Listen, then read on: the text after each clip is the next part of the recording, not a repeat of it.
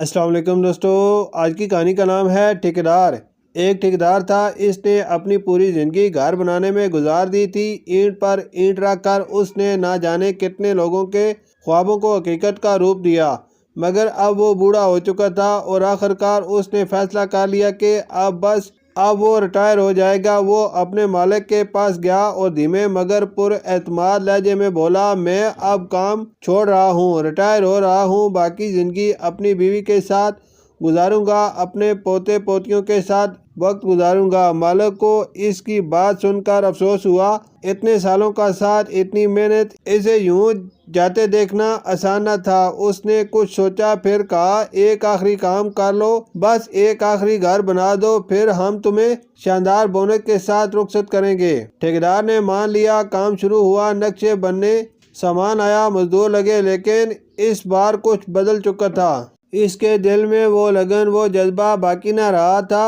وہ جلدی میں تھا، اس کے ذہن میں صرف ریٹائرمنٹ کے خواب تھے۔ وہ کہیں اینٹیں سستی لے آتا، کہیں کام ادھورا چھوڑ دیتا، کہیں معیار پر سمجھوتا کر لیتا۔ دل کے کسی کونے میں اسے احساس تھا کہ وہ ٹھیک نہیں کر رہا، مگر وہ خود کو بلا لیتا، چلو اب آخری ہی تو کام ہے، کون سا مجھے یہاں رہنا ہے۔ آخرکار گھر مکمل ہو گیا۔ وہ مالک کو بلانے گیا، مالک آیا، گھر کا معائنہ کیا اور پھر مسکرا کر بولا، تم جانتے ہو یہ گھر کس کا ہے؟ یہ تمہارا اپنا گھر ہے، یہ چابیاں لو، تمام کاغذات تیار ہیں، یہ کمپنی کی طرف سے تمہارے برسوں کی محنت کا تحفہ ہے۔ یہ سن کر ٹھیکیدار جیسے پتھر ہو گیا، اس کا چہرہ سرخ ہو گیا، مگر شرم سے، ندامت سے لوگ تالیاں بجا رہے تھے، اسے مبارکباد دے رہے تھے، سب سمجھ رہے تھے کہ وہ خوشی یا جھجک سے سرخ ہو رہا ہے، مگر حقیقت کوئی نہیں جانتا تھا۔ وہ جانتا تھا کہ اس نے اپنی زندگی کا سب سے اہم گھر لاپرواہی سے بنایا تھا۔